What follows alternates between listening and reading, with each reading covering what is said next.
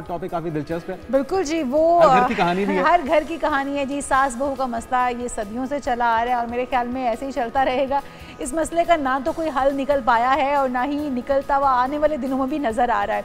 हम बड़े सगीर में हैं, बल्कि काफ़ी हद तक हम मगरबी ममालिक में भी देखते हैं कि वहाँ पर भी है। सिर्फ बड़े सगीर का नहीं, वीर का नहीं है, मगरबी ममालिक में भी अच्छा सास बहू के दरमियान। अच्छा, आपको नहीं पता?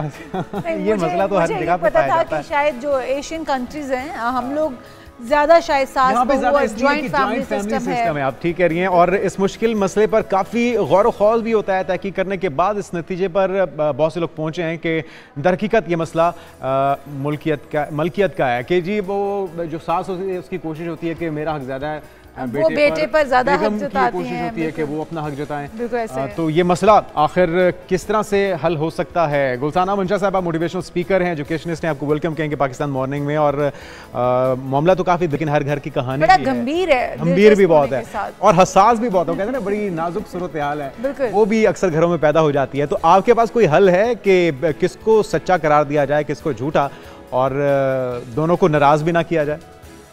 बिल्कुल ऐसे ही है। First of all thank you so very much, आपने मुझे शो पे इनवाइट किया और टॉपिक वाकई बहुत इम्पोर्टेंट है, सेंसिटिव येट बहुत ज़्यादा इसको ज़रूरत है एड्रेस करने की।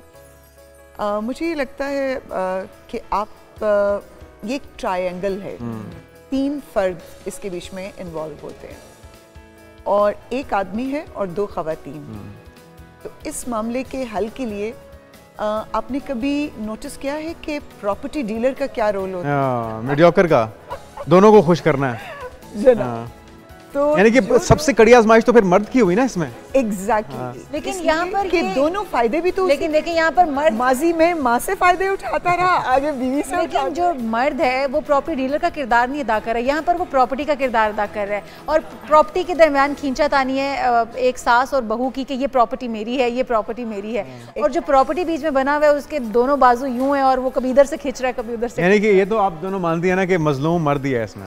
नहीं, मजलूम नहीं, हम मान रहे हैं। मजलूम नहीं, ये मैंने बिल्कुल भी नहीं कहा। क्यों? आज की टॉक के बीच में हम बिल्कुल भी जेंडर बायस्ड होके बात नहीं ठीक है। हम क्रिटिसाइज भी नहीं करेंगे, हम कोशिश करेंगे कि हम इस सिचुएशन को एनालाइज कर सकें और हम किसी भी जेंडर को नाराज नहीं कर सकते। ठीक है, क्योंकि हर इंसान की, चाहे वो फीमेल है चाहे मेल है, उनके अपने कंसर्न्स, उनके अपनी रिजर्वेशंस, उनका अपना माइंड सेट होता है। तो आदमी जो है, जो मैंने आपको बात की कि वो एक डीलर का रोल प्ले करना चाहिए उसको, अगर हम चाहते हैं कि सिचुएशन थोड़ी ठीक हो जाए। क्योंकि दोनों साइड से अगर सेलर भी है तो उसका फ़ायदा भी बीच में से उठाना किसने है? आदमी ने। और अगर बायर से भी फ़ायदा उठाना है, कमीशन लेनी है, तो वो मिडिल मैन ने लेनी है। तो बेसिकली मैन इज़ नॉट, वो जो आप कह रहे थे कि बीच में फंसा हुआ है, वो फंसा नहीं हुआ, वो बड़ा चालाक है। नहीं, वो डीलरी कर रहा है। अच्छा, आइडियली करना क्या चाहिए अब? ज्यादा मसाइल या सिचुएशंस आपके सामने क्या आती हैं? बिल्कुल ज्यादा सिचुएशंस यही आती हैं कि जब आदमी मिसमैनेजमेंट करता है, क्योंकि मदर भी उसकी है और वाइफ भी उसी की है। ठीक है, दोनों रिश्ते उसी से कनेक्टेड हैं। तो जो कनेक्टिंग पॉइंट है that is the male. So male has to play very smart और ये देखना चाहिए कि आप बैलेंस के ऊपर रख के, खुद हमारा दीन हमको ये बोलता है कि किसी भी चीज़ को जब आप बैलेंस के ऊपर रखते हैं तो आप वहाँ पे बहुत ज़्यादा कामयाबी हासिल कर लेते हैं। होता क्या है कि मदर के प्रेशर में एक्चुअली केसेस पे आपको एक्सट्रीम्स दिखाई देंगे। कुछ केसेस के बीच में आदमी is in the influence of the mother and he is not ready कि वो अपनी मिसेस को उतनी जगह दे सके जो उसका राइट है। राइट्स दोनों के हैं। तो जब आप मदर के राइट्स मदर को देंगे, वाइफ के राइट्स वाइफ को देंगे, तो प्रॉब्लम ख़त्म तो नहीं होगी। देखिए, कहीं पे भी आइडियलिस्टिक सिचुएशन नहीं होगी जहां 3 डिफरेंट ह्यूमन ब्रेन्स काम कर रहे हैं। क्योंकि अभी मैंने आपको बताया कि तीनों का माइंडसेट, तीनों का स्कूल ऑफ थॉट डिफरेंट है। ठीक है, आदमी का झमेला सिर्फ घर के अंदर नहीं है, उसने घर से बाहर जाके कुछ और चैलेंजेस हैं जिनको मीट करना है। उसके बहुत ज़्यादा इफेक्ट्स होते हैं उसके ब्रेन के ऊपर।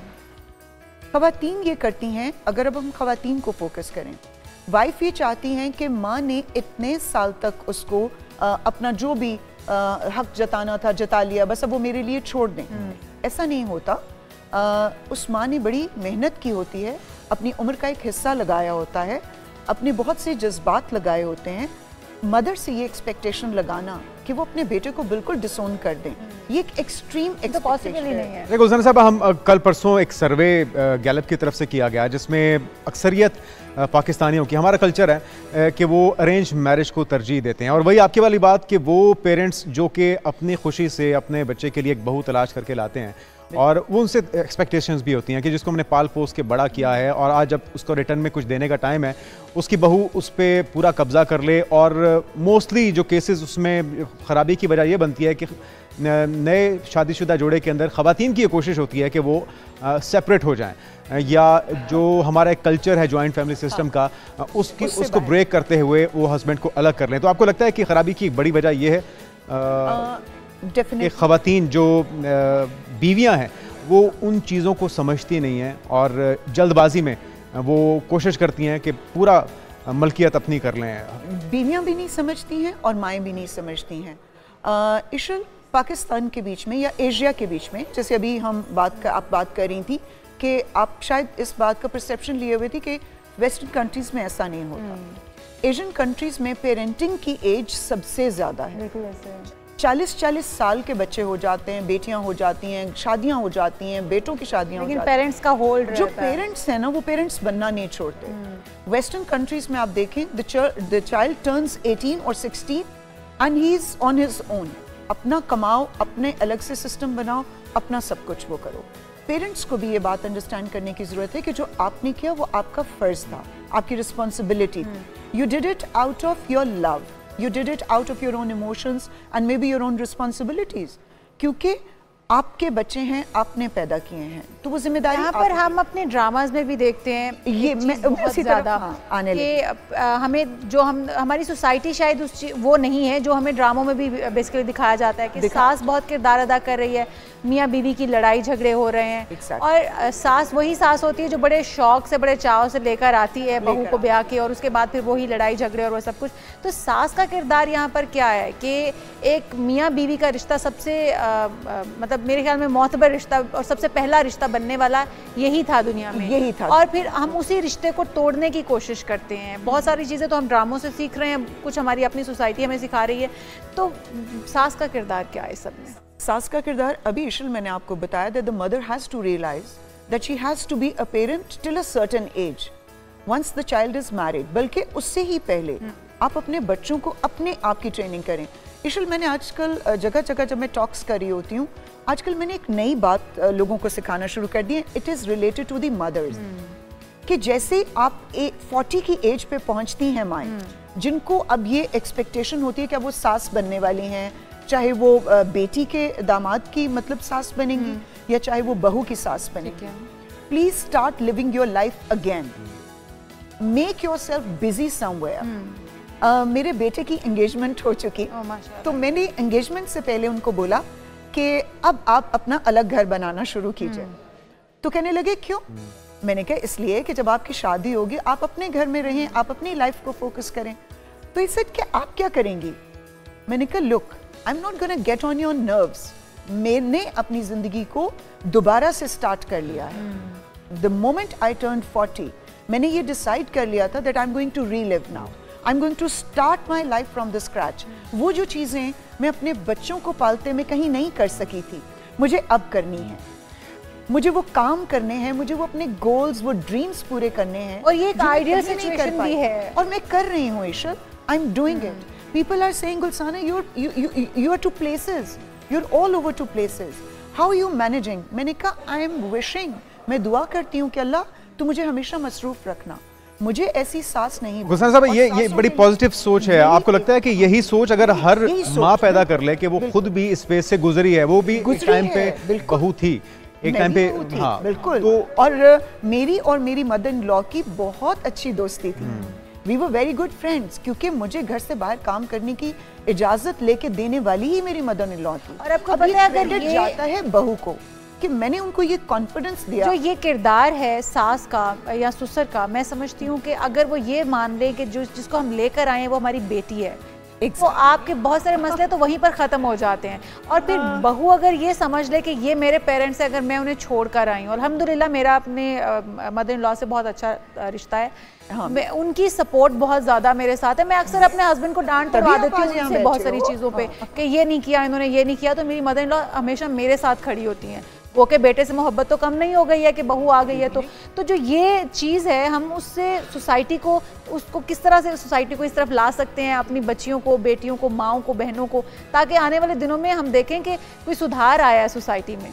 इशल, औरत का माइंडसेट छोड़ना पड़ेगा। वो जो इमोशनलिज्म में चली जाती है, वो इमोशनलिज्म से बाहर आना पड़ेगा। ज़िंदगी में कोई भी गेम, चाहे आप बिजनेस कर रहे हैं, चाहे आप कोई रिलेशनशिप चला रहे हैं, it's all about your mindset. So growth mindset के ऊपर जब आप काम करते रहेंगे, बहुओं को भी, अब मेरी जो होने वाली डॉटर इन लॉ हैं, उन्होंने माशाल्लाह क्लिनिकल साइकोलॉजी की हुई है, और मैं उनको अभी से बोल रही हूँ, मैं कह रही हूँ बेटा आप अपना क्लिनिक स्टार्ट कीजिए, अपना स्टार्टअप लीजिए, मैं आपके साथ हूँ। अब क्यों मैं ऐसा चाह रही हूँ? अगर मैं उसी पुराने माइंडसेट को पकड़ के बैठी रहूँ बहू के लिए, और बहू भी वही पुराना माइंडसेट पकड़ के बैठी रहे, प्रॉब्लम ये होती है कि मदर्स जो हैं वो ये सोचती हैं कि मैं 80 एस पुत्र ते इन्ने पैसे लाए नहीं, उन सानू रिटर्न। गुलशन साहब, एक चैलेंज जो इसका सामना होता है वो ये कि जो भी माएँ होती हैं उनका जो रवैया अपनी बेटी के साथ होता है, अगर वही बहू के साथ रखना शुरू कर दें, क्योंकि कोई भी खातून है या कोई बीवी है, वो उसकी फर्स्ट एडवाइजर उसकी माँ होती है, और वो सारी चीज़ उसके साथ शेयर करती है। तो वो माँ अगर सही एडवाइस देगी अपनी बेटी को, तो इस मसले का हल हो सकता है, और उसी तरह ट्रीट करे जिस तरह वो अपनी बेटी को ट्रीट करती है। बिल्कुल हल हो सकता है। और इसके अलावा ये भी एक प्रॉब्लम आ रही है जो बहुत ज़्यादा मुझे लग कि रीज़न और the bone of contention is the makeup of the girl. ये जो तीसरा होता है ना, ये हमेशा शैतानी रोल प्ले करता है। जैसे आदम और हवा में जो थर्ड आया था ना, बीच में इंट्रूडर आया था, उसने शैतानी काम ही किया। अब जब बहू कभी घर जाती है अपने मैके में, और वहां पे भी बिल्कुल आप ठीक कह रहे हैं कि दोनों साइड की मदर्स को अपनी रिस्पॉन्सिबिलिटी लेनी पड़ेगी। इधर की माँ को ये सोचना पड़ेगा ये भी मेरी बेटी है, और पिछली माँ को ये सोचना पड़ेगा कि बस अब इसको मुझे उनकी बेटी बनने देना है। कोई छोटा सा घर का प्रॉब्लम बेटी जाके अगर शेयर करती है तो मैंने देखा है कि मदर्स उसको ज्यादा मैनिपुलेट कर रही होती हैं, जिससे और फिर जो एडवाइस कर छोटी सी बात बतंगड़ बन जाता है। वो एडवाइस जो कर रही होती हैं, it is 80% against the husband and against the mother in law, जबकि हम वही डांट डपट हमने अपनी माँ से ज्यादा खाई होती है। मतलब जितनी मार मेरे बच्चों को मेरे से परी हुई है, अब अगर कभी उनकी मदर इन लॉज उनको कुछ बोल देती हैं, वो बुरा मान जाती हैं।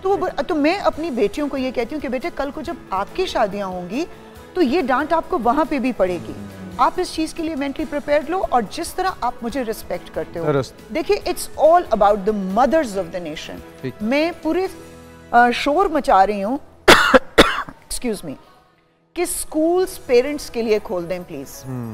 उनको भी एजुकेट करने की जरूरत है, माशरा ठीक हो जाए। बिल्कुल ठीक। बहुत शुक्रिया गुलजाना मंशा साहब हमारे साथ मौजूद थी, और उम्मीद करते हैं इनके मशवरों पे अमल हो तो हर घर का मसला हल हो सकता है। और वही बात है कि दोनों की जिम्मेदारी है, माओं की भी और बीवियों की भी, कि वो इस चीज़ को समझें। बीवियों को चाहिए कि वो मैके को अपना घर समझें, और मैके को नहीं, ससुराल को अपना घर समझें। वो आपको बेहतर पता होगा। ससुराल को अपना घर समझे। और जिस तरह जुनैद कह रहे थे कि अगर इस्लाम में भी हमारे यही कहा गया है कि अगर कोई लड़की बीवी अपने शौहर के साथ अलग रहना चाहती है तो ये उसका राइट है, लेकिन बेटे के ऊपर से ये फ़र्ज़ ख़त्म नहीं हो जाता कि वो अपने माँ बाप को अफोर्ड ना करे, उनके खर्च ना उठाए। बेटे की जिम्मेदारियाँ डबल हो जाती हैं क्योंकि उसे दो घर देखने पड़ते हैं। अपने शौहर के साथ अगर वो उसी घर में माँ बाप के सरपरस्ती में रह सकती है तो बहुत अच्छी बात है। तो आइडियल सिचुएशन, कड़ी आजमाइश मर्द की ही है, उसे इस बैलेंस को बनाए रखना होगा अगर वो चाहता है कि माँ भी राजी रहे और बीवी भी राजी रहे। तो मेरे ख्याल में ये कैसी बहस है जो कि जिसका कोई इख्तिताम तो नहीं है। नहीं, इख्तिताम हो सकता है, इसका बेहतर बनाया जा सकता है, अपने आने वाले कल को बेहतर बनाया जा सकता है, खुशियों को लम्हों से कशीद किया जा सकता है। तो ये जो हमने आपसे बातें शेयर की, इसका मकसद यही है कि हम अपने आने वाले कल को बेहतर कर सकें। हम